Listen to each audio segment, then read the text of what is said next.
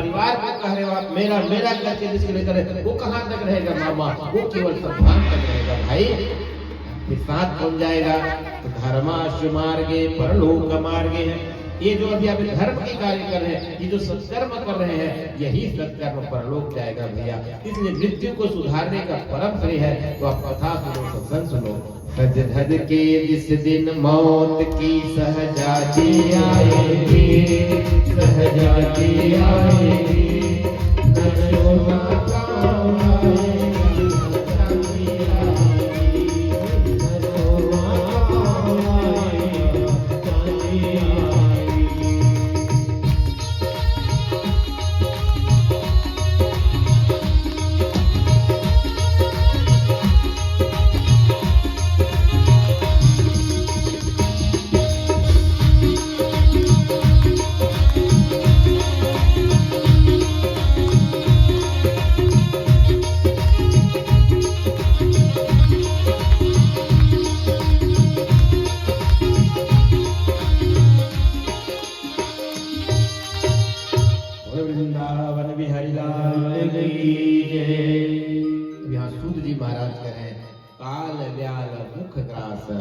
आप कल्पना करो महाराज, एक बहुत बड़ा अजगर सर्प है, बहुत बड़ा अजगर सर्प, वो मुंह खोले बैठा हुआ है और आप उसके मुंह में बैठे हो मामा।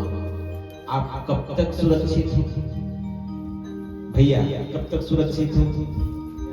जब तक वो अजगर सर्प मुंह को बंद ना कर दे। काल व्याल मुख ग्रास त्रास निर्नाश हेतवे।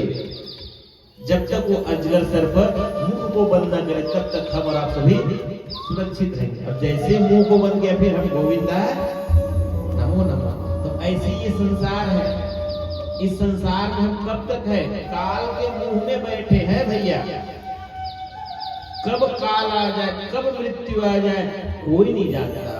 हम सब काल के मुंह में बैठे हुए हैं और अभिमान ऐसे लिए फिरते हैं। हम लोग यहाँ से सीखते ही नहीं। अभिमान लिए बैठे हैं कि मैं ऐसा नहीं। भगवान को और मृत्यु को कभी मत भूलो। मौत निश्चित है भाई, मौत आएगी ही आएगी। आप लाख प्रयास कर लो, मौत को टाल ही नहीं पाओगे। तो ये जो मौत के भय से जो मुक्त दे दे, मौत मरना थोड़ी है, मरना तो सबको है मामा, पर मरते कौन है पता है? जो मृत्यु में भय है। सबसे बड़ा मृत्यु का भय है ना, कि मैं मर जाऊंगा, यही भय है। तो इस जो मृत्यु के भय से मुक्त करा दे, वो क्या है? तो श्रीमद्भागवतम शास्त्रम कलौ कीरेण भासितम। क्यों? ये भागवत कथा धराधाम में कैसे आई पता है भाई? ये धराधाम में महाराज परीक्षित। अभी आगे कथा है कि ये भागवत सबसे पहले भगवान नारायण ने ब्रह्मा जी को दिया 4 श्लोक में। जब सृष्टि की उत्पत्ति करना था, सृष्टि को जब बनाना था, तो ब्रह्मा जी को भगवान ने आदेश दिया कि ब्रह्मा तुम सृष्टि को बनाओ। तो ब्रह्मा जी भगवान से बोले प्रभु, एक जन फैक्ट्री हो जाते, 10 एकड़ खेत हो जाते, देखकर अभिमान लग मत कुछ मेछा पाव दे के घूमते कि मोर से 10 एकड़ खेत है, इसमें मोर फैक्ट्री है, लखपति आदमी मत थे, ओखर अंदर में अभिमान आ जाते। तो फिर तय तो मोर पूरा सृष्टि बनाकर कहा था, तो मोर अंदर में अभिमान आ जाता। तो भगवान बोले नहीं आएगा ब्रह्मा, मेरी बात को याद रखना। तब यहाँ पे चतुश्लोकी भागवत है, नान्यथा 4 श्लोक का भागवत। बोले इसको याद रखना ब्रह्मा, कि सृष्टि बनने से पहले केवल मैं था। सृष्टि भी 2 प्रकार की होगी, कल वर्णन करेंगे। पंच शरीर पंचभूत है महाराज। मनुष्य शरीर में कहा गया क्षिति जल गगन पवन समीरा पंच नित्य अधम शरीरा। 5 तत्वों से बना हुआ ये शरीर है, तो 5 तत्व बाहर भी है और आपके भीतर भी है। इस चीज को आप ध्यान रख लेना, बाहर वाले में भीतर वाला ही प्रवेश करेगा। ये बात समझ लो, फिर मौत के भय से छुट्टी। ऐसे परीक्षित जी को महाराज को श्राप लगा था, समीक मुनि ने श्राप दिया है। आज हो सकता है वहां तक पहुंच जाए, तब नहीं पहुंचेंगे कल पहुंचोगे। समीक इसने श्राप दिया कि 7वें दिन तक्षक सर्प के डसने से तुम्हारी मृत्यु होगी। दुनिया में केवल एक परीक्षित है जिसे अपनी मृत्यु का पता था। और परीक्षित कोई ऐसे वैसे श्रोता नहीं है। और परीक्षित जी को कौन सुना है? सुखदेव जी महाराज। और सुखदेव जी महाराज भी कोई ऐसे वैसे वक्ता नहीं है। ये दोनों माँ के गर्भ में भगवान का दर्शन कर चुके हैं। परीक्षित जी महाराज भी जब उत्तरा के गर्भ में थे तब कौन बाण मारा था? अश्वत्थामा ब्रह्मास्त्र चला दिए थे। तब भगवान नारायण ने उत्तरा के गर्भ में जाके परीक्षित की रक्षा की थी।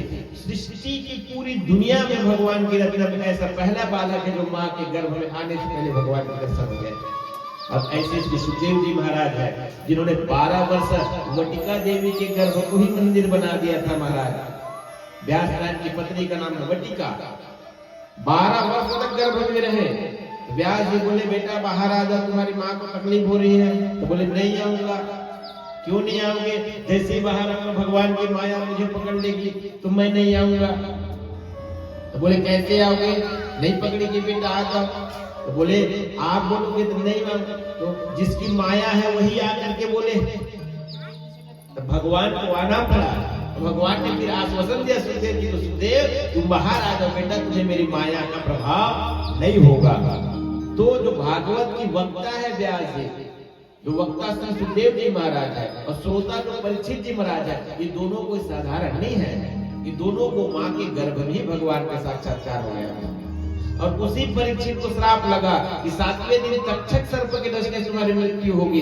तो बड़े बड़े ऋषि मुनि बैठे, कोई समाधान ना बता पाए महाराज कि 7 दिन में मुक्ति कैसे होगी।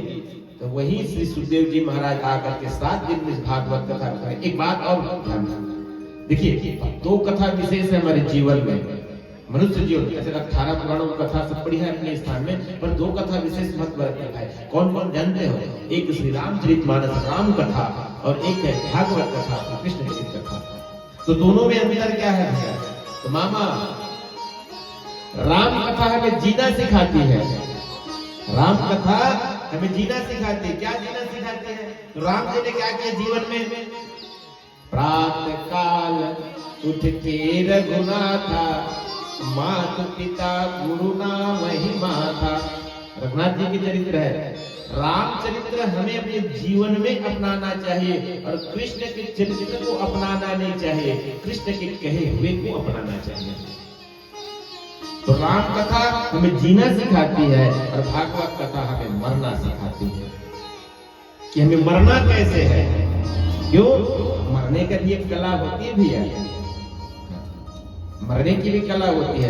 तो ये क्या है? काल व्याल मुख ग्रास त्रास निर्णास हेतवे, श्रीमद् भागवतम शास्त्रम कलौ कीरेण भासितम।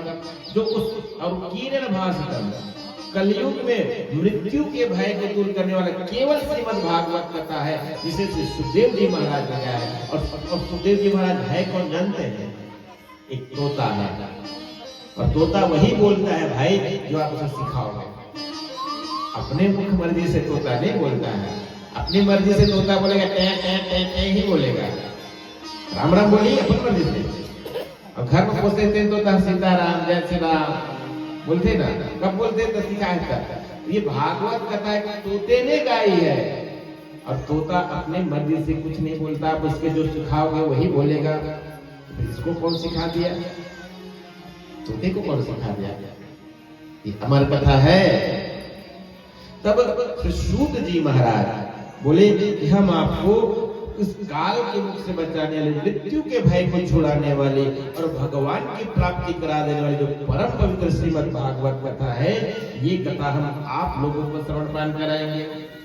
जैसे सूत जी महाराज सौनकादि के बोले तो सौनकादि बोले ठीक है महाराज, पर एक बात और है। बोले सूत जी महाराज कैसे? इतनी महात्मा क्यों है? तो बोले ये ऐसी वैसी कथा नहीं है, ये ऐसी कथा है जिसे कभी कभी देवताओं को भी प्राप्त नहीं होता। ये कथा अभी जो मनुष्य शरीर में मिला हुआ है, ये देवताओं को भी दुर्लभ है। तो बोले कैसे महाराज? देवताओं को कैसे दुर्लभ है ये कथा? तो बोले क्या हुआ, जब सुखदेव जी महाराज राजा परीक्षित को जैसी कथा सुनाने के लिए बैठे मामा, तो देवताओं के राजा इंद्र अमृत का कलश लेकर के आए और सुखदेव जी महाराज को बोले एवं विनिमयी जातो सुधाराज्ञा प्रपीयताम प्रपश्यामो वयम सर्वे श्रीमद्भागवतामृतम एवं विनिमये जाते। बोले महाराज देवताओं को जैसे ही देखा सुखदेव जी महाराज को आश्चर्य हो गया। आश्चर्य क्यों हुआ? ये देवता बिना बुलाए, बिना आवाहन किए, बिना जप किए यहाँ कैसे आ गए? आश्चर्य हुआ। क्यों? आप देवताओं को देख लेना, कल प्रतिष्ठा किए ना तो पंडित जी सभी देवी देवताओं को बुला प्रतिष्ठा किए। ओम गणानां त्वा गणपते गंगा हवामहे, प्रियाणां त्वा प्रियपते गंगा हवामहे, निधिनां त्वा निधिपते गंगा हवामहे, आहं जाने गर्भधम्मं त्वं जासि गर्भधम्मं, आह्वयामि स्थापयामि पूजयामि। मंत्र बोले मतलब देवताओं को बुलाए हैं तब देवता लोग आए, और यहाँ बिना बुलाए पहुंच गए। सुखदेव जी महाराज आश्चर्य हुआ कि देवता यहाँ कैसे आ गए। उसके बाद फिर ये देवता क्या बोल रहे हैं, देखिए डूबते को तिनके का सहारा अमृत का कलश लेकर के आए हैं और बोल रहे हैं एवं विनिमये जातो। महाराज ये अमृत आप परीक्षित जी को पिला दीजिए। विनिमय अदली बदली कर रहे हैं, और परीक्षित जी को क्या है? मृत्यु का श्राप है। अमृत का प्रभाव क्या है? अमर कर देना। अगर परीक्षित जी महाराज को अमृत पिला देते तो क्या परीक्षित जी महाराज 7 दिन में मरते? क्या होता? हाँ, अमर हो जाते हैं। लेकिन यहाँ पर देखिए सुखदेव जी महाराज ने देवताओं को दुत्कार किया। बोले तुम लोग एवं विनिमय जातो साख्या प्रियतम। अरे देवताओं तुम लोग स्वार्थी हो, अपने स्वार्थ के लिए ये जो भगवत अमृत पी करके आप कहाँ जाओगे जानते हैं भैया? स्वर्ग ही जाएंगे।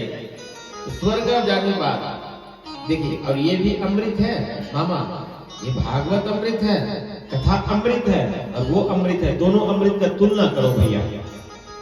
वो अमृत क्या करती है? वो अमृत को पाने के लिए क्या करना पड़ेगा? जब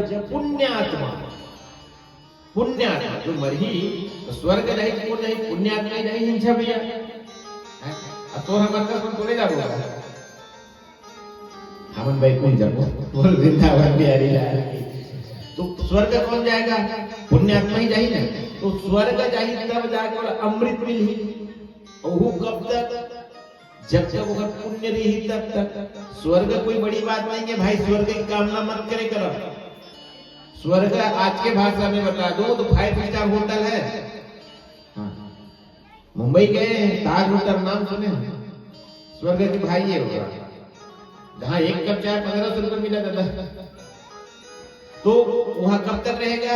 जब तक पैसा है रुपया में तब तक आपको सब चीज मिलेगा। उसी प्रकार स्वर्ग में आपको कब तक रखेगा? जब तक आपका पुण्य है। और जैसी छिड़े पुण्य मृत्य लोकम विसंति, और आपका वहां पुण्य समाप्त हुआ फिर स्वर्ग से आपको लात मार के नीचे धक्का दे दिया जाएगा। फिर आपको आना पड़ेगा पुनरिपु जननम पुनरिपु जननम पुनरिपु मरणम जननी जठरे शयनम शयनम। फिर माँ के गर्भ में आना पड़ेगा। ये स्वर्ग की अमृत की खासियत है। और भागवत अमृत स्वर्ग जाएगा, पुण्यात्मा को मिलेगा वो अमृत। और भागवत अमृत कभी किथे यहाँ पे अभी अमृत बह रहे, भागवत अमृत बह रहे। ये कह रहा है कि केवल पुण्यात्मा को सुनाऊंगा, पापात्मा को दुष्टात्मा को नहीं सुनाऊंगा। भेदभाव करता है क्या? और वो अमृत भेदभाव है। वो केवल पुण्यात्मा को मिल रहा है, दुष्ट आत्मा पापात्मा को नहीं मिल रहा है। तो पहली पक्ष यहीं पे हो गया कि वो अमृत भेदभाव करता है, भेदभाव करता है। और भेदभाव के साथ साथ में उसको पी करके भी पुनः यहाँ आना पड़ता है। और ये अमृत पी लिए तो कल्मषापहम, हमारे जीवन के पापों को धो देता है महाराज। और धोने के पश्चात सीधा भागवत धाम पहुंचाता है, वैकुंठ धाम, जहां से आपको आने की आवश्यकता ही नहीं पड़ती। तो दोनों अमृत में कौन श्रेष्ठ हुआ? दोनों अमृत में कौन श्रेष्ठ हुआ? भागवतामृत श्रेष्ठ हुआ ना। ये बात। अब दूसरी और एक बात कि ये देवता आए तो सुखदेव जी को आश्चर्य क्यों हुआ? दूसरा कारण, एक बार क्या हुआ भैया, महाभारत की प्रसंग आती है, महाभारत में एक कथा आती है कि भगवान की वाहन गरुड़ जी है। गरुड़ जी की मां कौन है? वनीता। ये कश्यप मुनि की पत्नी है दो, वनिता और कद्रु, दोनों सौत है। तो कद्रु की संतान कौन है? सर्प है, और वो वनिता गरुड़ की है। तो कद्रु और वनिता में शर्त लगी, दोनों सौत में। अब किस चीज की शर्त लगी? कि सूर्य की घोड़े के कुछ की शर्त लगी मामा। तो वनिता बोले कि सूर्य के जो घोड़े हैं उसका पूछ सफेद है। तो कद्रु बोले नहीं, काला है। और हकीकत में क्या था? वो सफेद ही था। और कद्रु को पता था कि ये सफेद है। तो कद्रु उदास बैठी थी। तो दोनों शर्त बोले, जो जीतेगी वो क्या करेगी? तो बोले कि जेन हारी तेन हमर दासी बनी, गुलामी। कद्रु को जबकि पता है, शर्त तो लगा लिए। अब उदास बैठे से कद्रु मुंह लग गया। सर्पों की मां है, और सर्प मनाई सब वहां